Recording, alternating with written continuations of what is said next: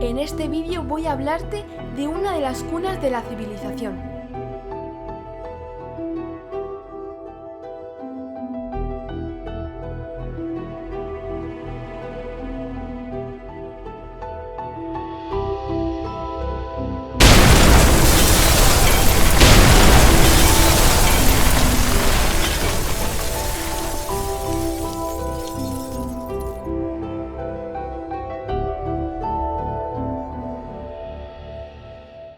Ubicada en Oriente Próximo, en las zonas del actual Irak, Siria y Jordania.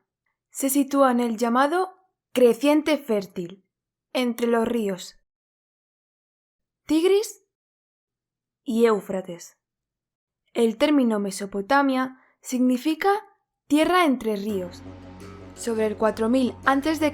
aproximadamente, se asientan ciudades dedicadas a la agricultura y ganadería, que van creciendo gracias al comercio que surge del excedente de producción. Es decir, que producían más de lo que les hacía falta. Dominaban los regadíos. Cogían el agua del Tigris y del Éufrates. Cavaban canales de hasta 100 metros de longitud para poder fertilizar grandes extensiones de tierra, tal y como puede verse en uno de los mapas más antiguos, el de la ciudad de Nippur. Las ciudades más importantes eran Ur, Uruk, Lagash o Nippur, entre otras. Esto atraía más gente a las poblaciones, que comienzan a crecer cada vez más. Se empiezan a especializar los trabajos. Esto, junto con la invención de la rueda, hace que se comercie con ese excedente de producción con otras poblaciones, dando lugar a las primeras ciudades-estado. Estas ciudades-estado se amurallan. ¿Esto qué quiere decir? Pues que al generar riqueza había otras poblaciones que querían quitársela, lo que da paso a los primeros ejércitos. Estas ciudades-estado tenían gobiernos propios donde el máximo responsable era jefe político, militar y religioso. El templo era el edificio principal y solía situarse en el centro de la población y recibe el nombre de Zigurat.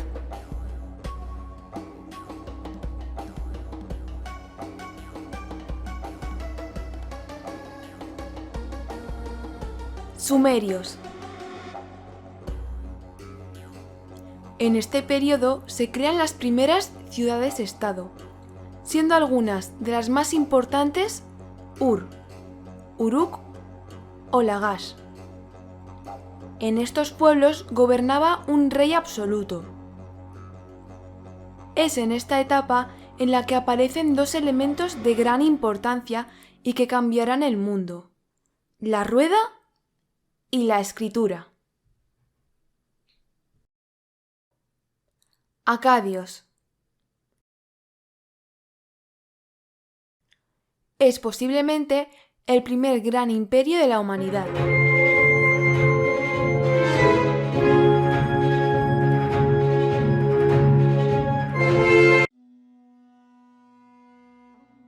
Fundado por el rey Sargón I de Akkad en el 2340 aproximadamente a.C., quien conquistó las grandes ciudades venciendo a sus reyes. Sargón I gobernó el imperio colocando oficiales de su confianza en las grandes ciudades. Uno de ellos fue su propia hija, Enheduanna, quien fue suma sacerdotisa del templo de Ur y es considerada la poeta más antigua conocida y una de las primeras mujeres cuyo nombre se conserva.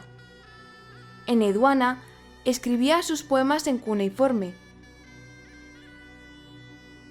y colocaba su nombre al final de ellos. El rey Sargón tuvo que enfrentarse a constantes revueltas. A su muerte, sus descendientes no fueron capaces de mantener las invasiones de los nómadas. Gutis y amorreos terminaron con este periodo y dieron comienzo al Renacimiento sumerio. En esta época es cuando se cree que aparece el poema de Gilgamesh, una narración acadia en verso que narra las aventuras del rey Gilgamesh. Es en este poema donde aparece el diluvio que narra el Antiguo Testamento. Hay historiadores que sostienen que la Odisea de Homero está muy influida por este texto. Imperio babilónico.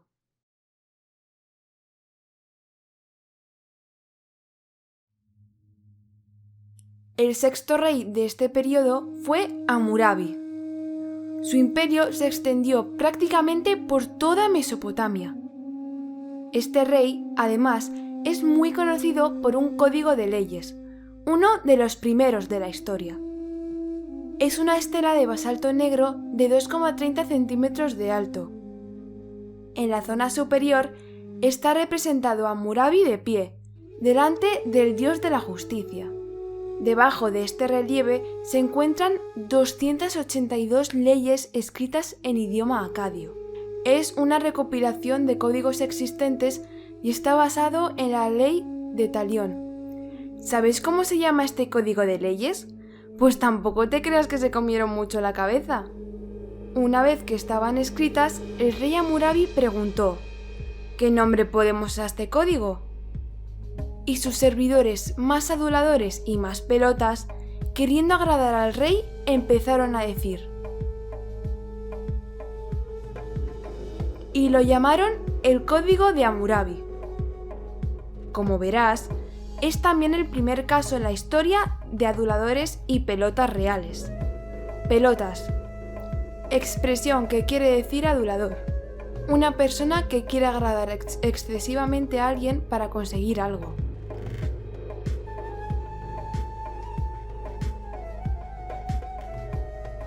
Por cierto, actualmente puedes ver el código de Hammurabi en el Museo del Louvre, en París. Imperio asirio. Se establecen en el norte de Babilonia, haciéndose con el control de toda la zona. Instauran su propia monarquía y una de sus ciudades más importantes es Nínive. Su rey más importante es Asurbanipal, al que puedes ver cazando un león en este relieve que se encuentra actualmente en Londres, en el Museo Británico. Imperio neobabilónico.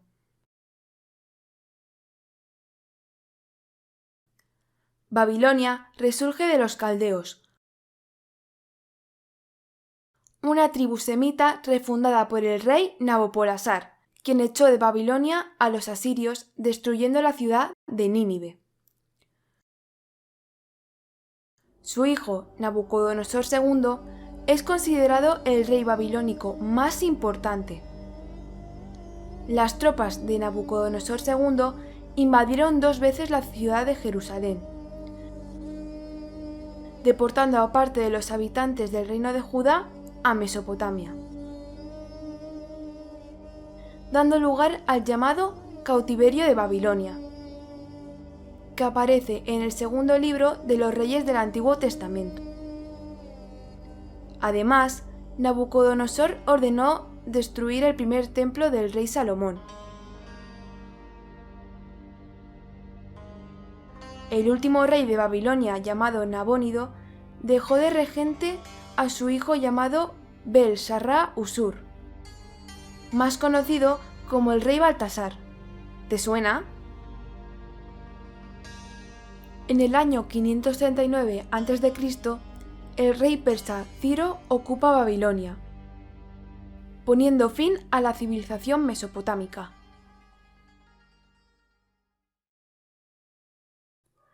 La sociedad.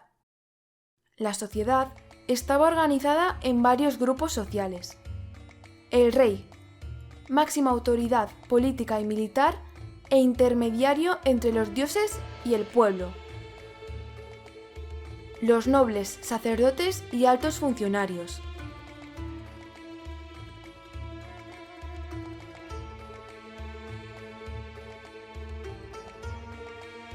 Los funcionarios de palacio, sacerdotes y escribas del templo.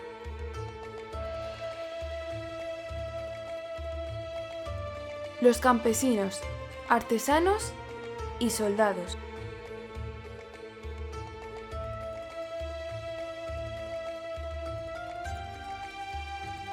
Y los esclavos.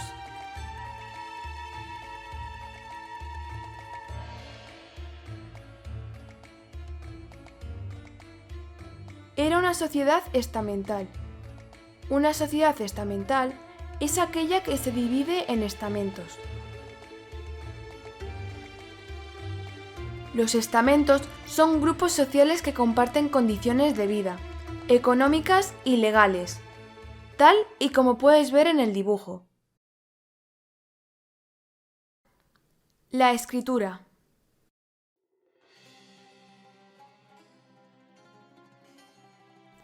Esta aparece durante el período sumerio, unos 3500 años antes de Cristo aproximadamente. Cuneiforme quiere decir en forma de cuña y viene del latín cuneus, que significa cuña. Se llama así por la forma triangular en forma de cuña que utilizan algunos signos de este tipo de escritura. Se realizaba en tablillas de barro con una cuña. Los encargados de realizar esas tablillas eran los escribas, que aprendían a escribir en una especie de escuela mediante dictados. ¿Te suena de algo? Estos escribas estaban muy considerados socialmente y algunos historiadores creen que el puesto pasaba de padres a hijos. La escritura surgió para llevar la contabilidad, el ganado, la cosecha o la organización social del pueblo, aunque luego fue utilizada también para narrar historias de los reyes, como ya te he comentado en este vídeo. La aparición de la escritura marca el paso del hombre de la prehistoria a la historia. La escritura cuneiforme no es un alfabeto ni un idioma. Es un sistema de escritura que utilizan varios idiomas como el sumerio, el acadio o el hitita. Religión. Eran politeístas, es decir, que adoraban a varios dioses. Sus dioses de apariencia antropomórfica y con un comportamiento similar al de los humanos, comían, se casaban, se peleaban y eran además vengativos y crueles. Los mesopotámicos no amaban a sus dioses, sino que tenían un sentimiento de temor y sumisión hacia ellos. El culto se realizaba en los templos llamados zigurat. El zigurat, además de residencia del dios, era también un centro de almacenaje. En la parte alta se encontraba el templo donde solo podían acceder el rey y los sacerdotes. Cada ciudad solía contar con un dios protector y con un rey que hacía de intermediario entre los dioses y los hombres. Arte. Metalurgia. Era una actividad controlada por el Estado debido a su importancia estratégica, pues estaba en gran parte relacionada con el armamento, aunque también trabajaban piezas de orfebrería para decoración como vasos, pequeñas figuras o máscaras. Una de las más conocidas es la máscara de Sargón, elaborada en la época del Imperio Acadio sobre el 2200 a.C. aproximadamente. Los daños que presenta en un ojo fueron, probablemente, hechos durante la destrucción de Nínive por los babilonios. Descubierta en 1931 d.C., la máscara se encontraba en el Museo de Bagdad y durante la Guerra del Golfo en 2003 fue saqueada. A día de hoy continúa desaparecida. Escultura. La escultura estaba muy influenciada por la situación geográfica donde había escasez de piedra o madera. Podemos ver dentro de la escultura mesopotámica las estatuas y los relieves. Las estatuas eran de formato pequeño y solían representar dioses, reyes o figuras mitológicas. No son proporcionales la cabeza con el cuerpo, con ojos muy expresivos, ligera sonrisa y los brazos habitualmente cruzados sobre el pecho. Como había escasez de piedra, la escultura era un artículo de lujo solo reservado a las grandes élites. Relieves. Son narrativos. Habitualmente cuentan escenas de caza o de guerra para conmemorar grandes batallas o contar grandes hazañas de los gobernantes. Era como la propaganda del poder. Los más representativos son los realizados durante el periodo asirio, pues la cultura asiria fue muy parca en estatuas, aunque abundaron los relieves realizados en mármol y alabastro. De este periodo también son característicos los lamassu, que se colocaban a los lados de las puertas de los palacios y eran unas figuras con partes de toro, león o águila con cabeza humana. Arquitectura. Usaban el dintel, el arco de medio punto y la bóveda, que fue la aportación sumeria a la arquitectura.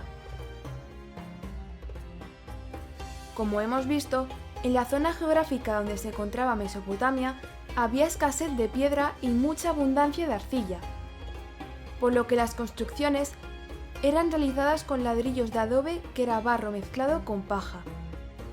Aquí puedes ver una diferencia con la cultura egipcia, que usaba más la piedra. Las principales construcciones eran los palacios y los templos, llamados zigurats, así como las gruesas murallas que rodeaban las ciudades. Los templos o zigurats tenían forma de pirámide escalonada, y el de Babilonia es el que dio lugar al mito de la Torre de Babel. La ciudad de Babilonia fue famosa por decorar los ladrillos con motivos geométricos o con animales fantásticos, tal y como se puede ver en la monumental Puerta de Istar. Construida durante el reino de Nabucodonosor II, era una de las 8 monumentales puertas de la muralla de Babilonia. Esta puerta estaba consagrada a la diosa Istar, de la que recibe el nombre. Está construida de adobe y cerámica vidriada de lapislázuli, de ahí su color azulado. Actualmente, la puerta se encuentra en el Museo de Pérgamo de Berlín. Y con esto termina el vídeo sobre Mesopotamia.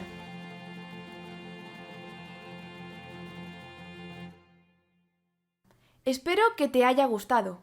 Si ha sido así, dale un like y suscríbete. Muchísimas gracias por tu atención.